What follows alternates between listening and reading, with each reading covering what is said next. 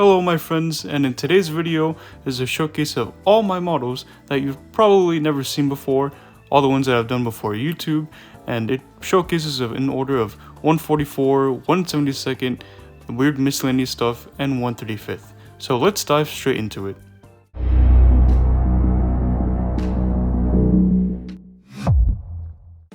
So to start off with, we have this, as you saw at the beginning of the intro, this little Panzer III-B by Dragon in 144 scale, and of course very tiny and small.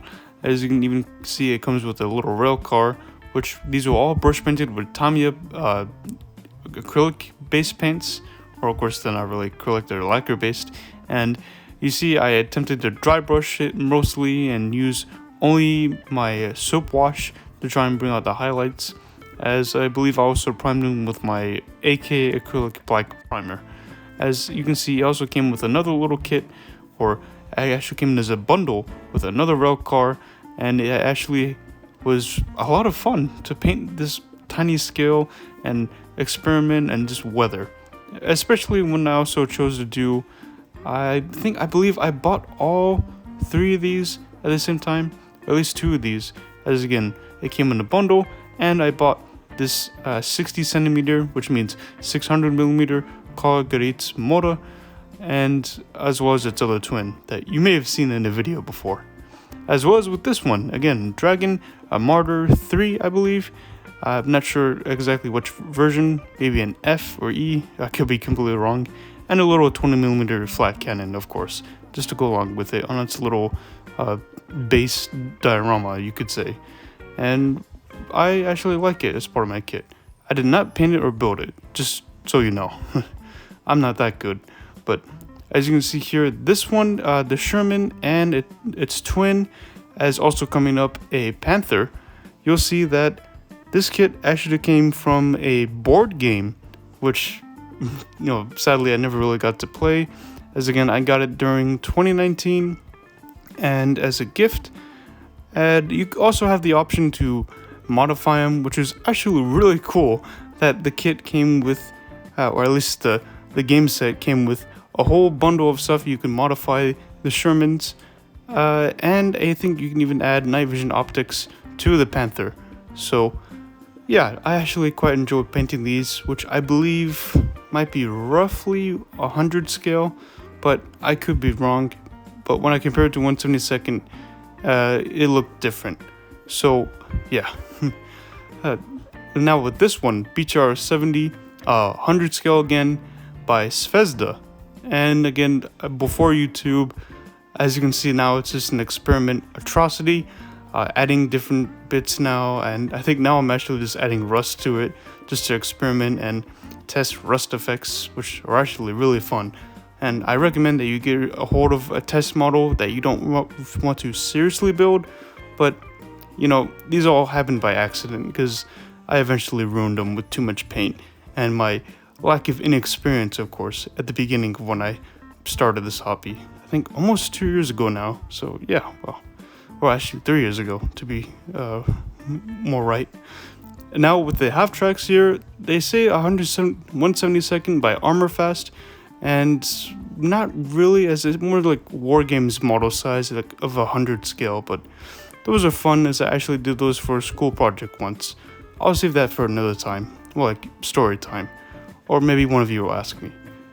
And well, here we have Easy Model in 172nd, again another failed experimental Pershing model, basically, that I tested. Of course, it's supposed to look burned out and rusted, and really it's just another pre-built, pre-painted model. And again, when I started this hobby, I just started collecting models, as probably not most people I started off with, really. I just collected them. I added my own battle damage that you see in the future. Again, they're actually perfect for just painting on anything that you want, especially with this snow-covered IS-3. Excuse me, sorry. I also need to catch my breath. This IS-3 is actually, again, another easy model, 172nd. They come in cases, as of course with this mouse too. Again, with a whole bundle of these 3 models, they're just experiments. Again, I might sound like a broken record, but I'll say it again. Get yourself a test model, test out your metallics, your new paints, new weathering techniques, or anything like that. It's always good to experiment on a model that you don't have to worry about ruining, basically. Especially if you get a nice new detailed expensive model kit and then it just becomes absolute garbage, and now you wish you had tested on a model before. Now with this one, Airfix, I actually painted this again early on, 176 scale, old kit, I believe, probably from the late 60s, if I'm thinking right, and covered in thick mud, which I actually really love, which I made with thick hard pastels, and even used some splash mud, which is just glossy mud colored paint by Vallejo, and I painted it in a green gray color, which didn't come out too bad, in my opinion. And well, now with this one, Masterbox in 1/72. A model kit by Masterbox. Sorry, I was losing track of my thoughts and I needed to reevaluate them for a minute, but I apologize. But this model kit, again, Masterbox, I believe based in Ukraine, unless I'm wrong, somewhere part of Eastern Europe, please let me know. And I'd actually done this camo scheme in a desert setting, as you can tell, with a nice, not so nice dust attempt, as you can see here, as with this also hideous panther that, which actually you'll be able to see one coming up very soon. But with this one, I even painted with my enamels, which is probably my first time I ever painted a model with enamels. But yeah, you see, it didn't end very well, and I ended up covering it in heavy weathering, bushes, and lots of chipping. So yeah, that's the end of the story of that model, but at least I have it for remembrance of how I improved and got better over time. And probably might be my last time working with enamels for quite a long time, especially now that I just work with acrylics only. And well, now we have this Academy 1/72 2 Jeeps, or at least this Kubelwagen and this Jeep over here, and of course US and German. I painted up, and I might save these for a future diorama if I ever need them, and as they will definitely come in handy as a nice little set piece, especially when I screwed up many times with the Jeep there. I had to cut off the top part of the glass and had to re-glue it back on. But all in all, I think they came out pretty decently. This 8-ton half-track here by Hasegawa, which I might be thinking correctly came from the late 90s. It's kind of showing an age in some parts, of course, and even with the crew figures that it came with and the infantry, which you can definitely see how much they've aged, and it's possible that it's even older than the 90s, but maybe for a future video I'll show you. And here with a 1/72 Sherman from Trumpeter. This one, again, another experimental tank of just adding on weathering, and I'm sure you've probably even already seen it in the easiest way to brush paint your models video. And of course, it just serves as another experiment for anything that I desire and to test on, really. And even here, I have an older photo from when I also did it for, again, the same school project. And there it is. If you have trouble seeing it on the sides of the decal, it says Flatfoot Loogie. And here, you can see a Panzer IV from Zvezda. Now, this Panzer IV from Zvezda was, I think, maybe the first time I actually felt very proud and happy that I finished this one. It came up to a decent standard to where at the time, being a complete noob, and still am, I was quite satisfied with the overall result, especially when it came to the chipping in some parts, maybe the rust effects, and also doing those filters of dust and dark wash that I eventually applied on. And well, now with this LAV 25 in the USMC by again Trumpeter and 172nd, of course. The list goes on and on, of course. Obviously, if you can tell, it's all 172nd. Up until a point, I'll let you know if you can tell. But now with this one, I was actually very proud, as it's, I believe, probably the second model I have in my collection that's more modern, along with the T-62, which I hope to do more modern vehicles in the future. Planes and other aircraft as such. And this one was weathered with buff, some Ming AK acrylic paint, and with some excellent chipping in some parts. I would do say so myself. Even spraying it with a clear gloss at the end as well to get that nice surface of perfection.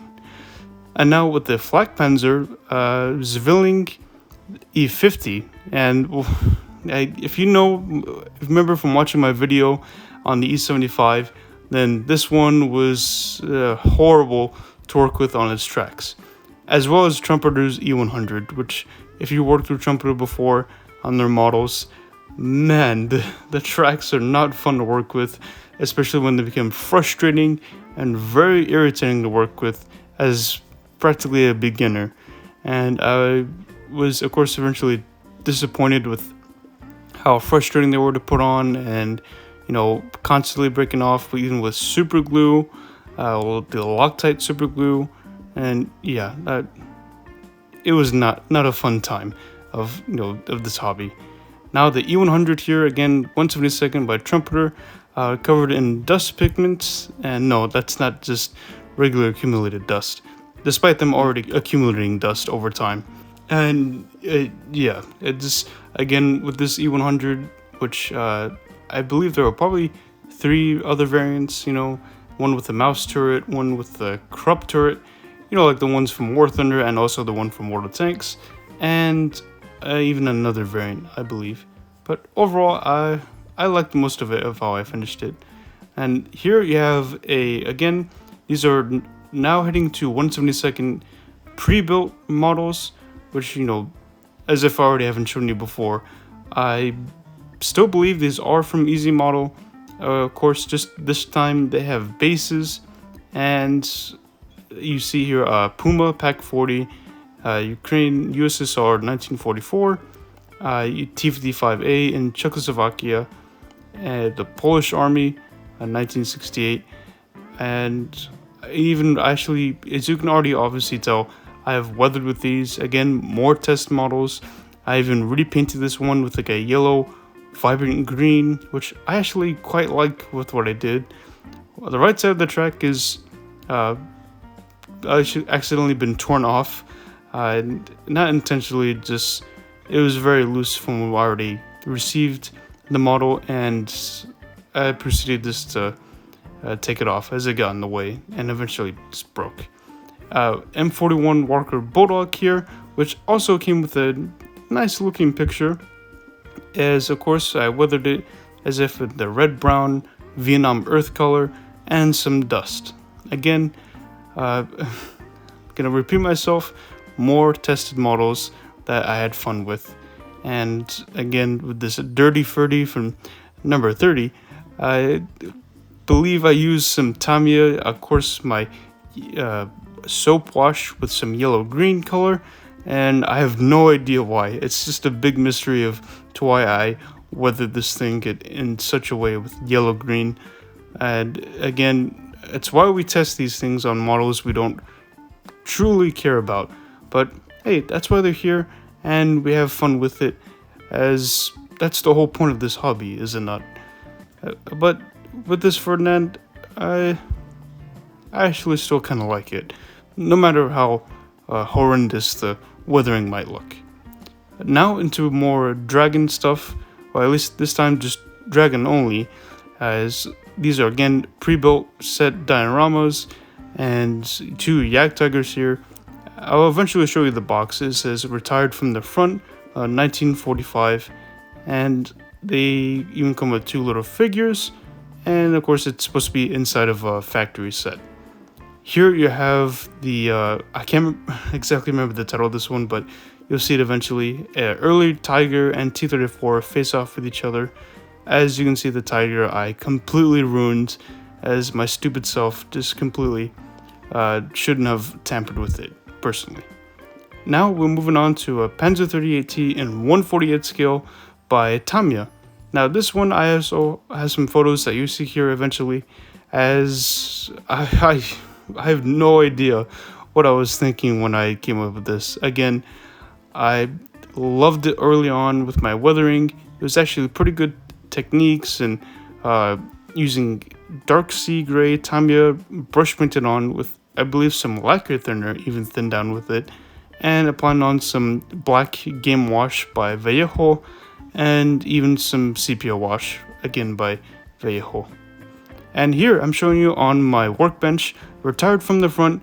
This is the case that the two, or at least this Jagdtiger set came with, and it was very nice and appealing. And I believe these kits are also even limited edition, to which Dragon no longer produces these, unless I'm completely wrong and someone corrects me in the comments. But from what I was told from the hobby shop owner, that these are becoming more rare and rare over time. So yeah, I'm glad that I have these in my collection, except for that poor early Tiger that I ruined. But at least the two Jagdtigers and the T-34 are nice and perfectly kept, away from dust and other harm. And hopefully over time, and probably inevitably selling them or just keeping them in my collection. But yeah, as you can see, was it worth over $50? That's up for you to decide.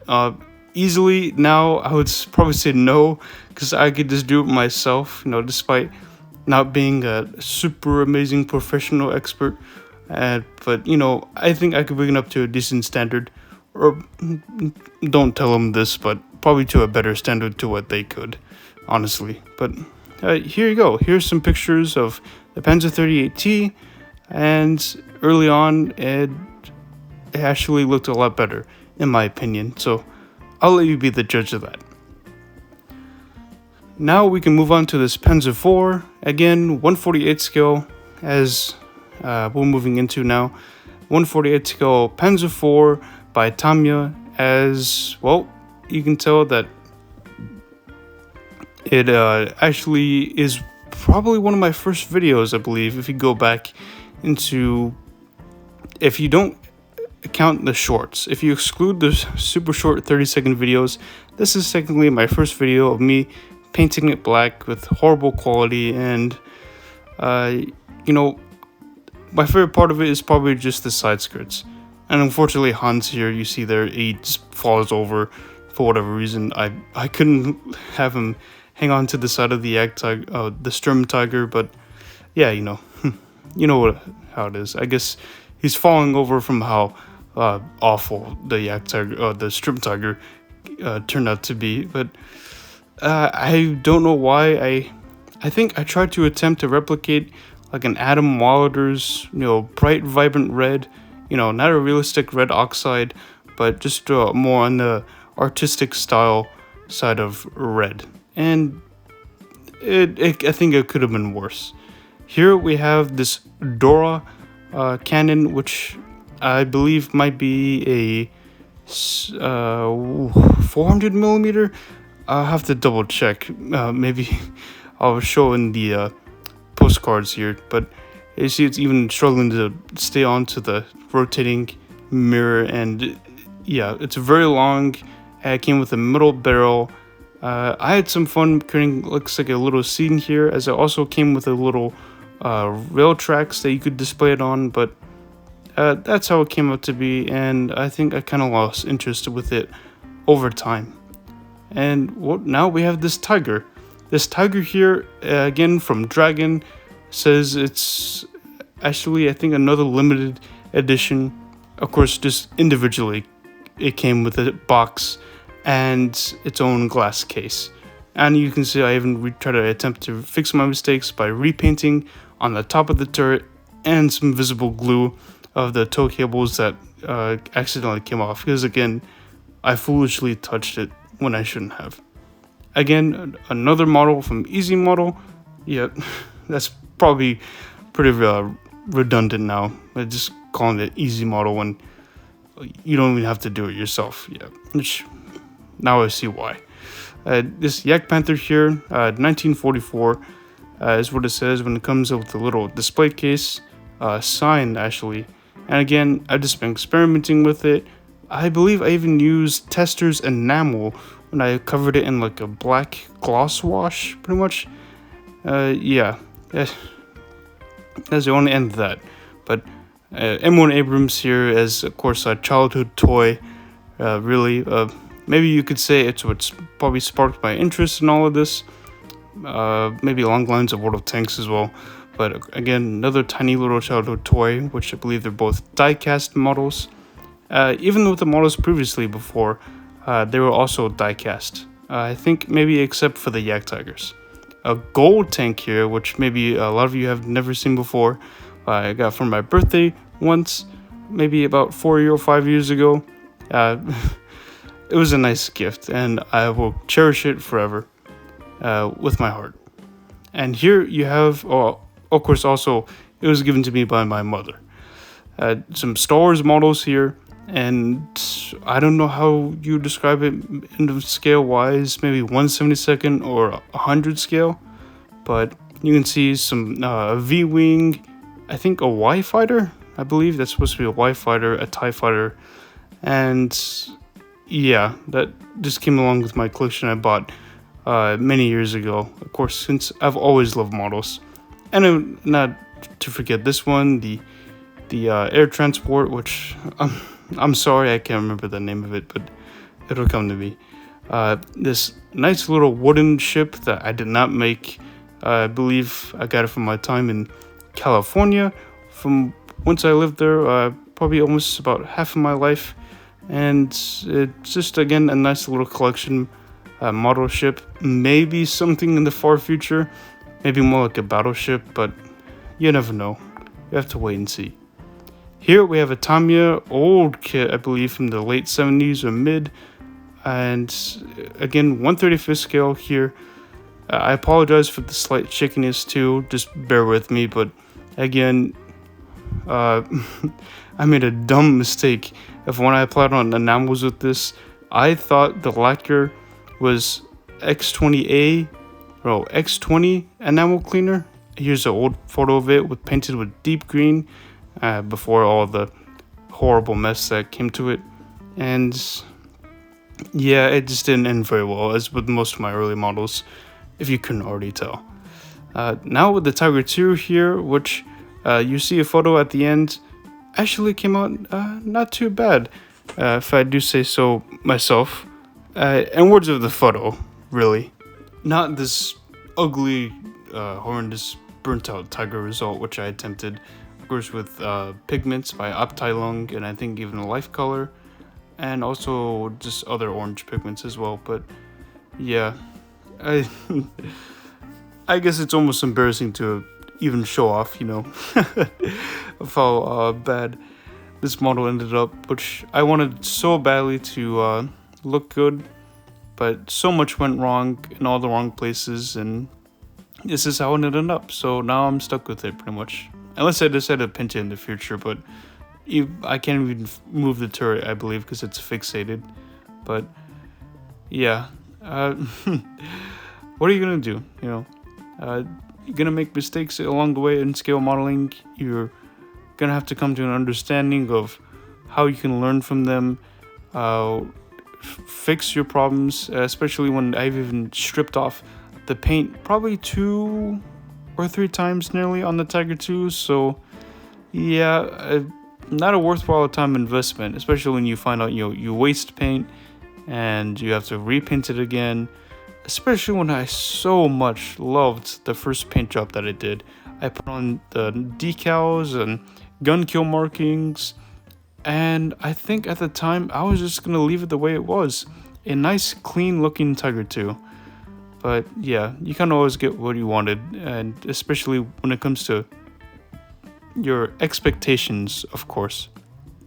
but yeah.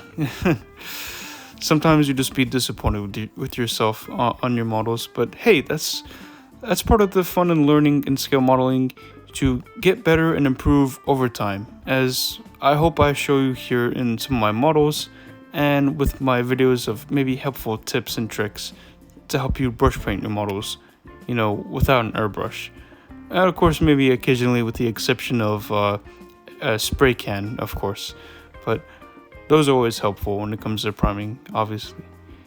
Uh, if you've managed to make it this far and listening to me rant on and talk about my models and maybe have a little bit of nostalgia, uh, let me know of how you got started, or do you have any models of maybe a pile of shame that you put away in the closet that you don't want anybody else to see, or do you have models that you haven't even touched yet? Because maybe you're too scared to ruin it, as the ones I've showed you here. And yeah, I can completely understand why. But if you're not gonna paint your models, then who will? Models don't paint themselves. But all in all, just to wrap this up real quickly, I want to thank you all so much for watching, making it this far. Listen to me, such an idiot, to talk to myself, basically, and just show you all my old models. So thank you so much, and I'll talk to you all later.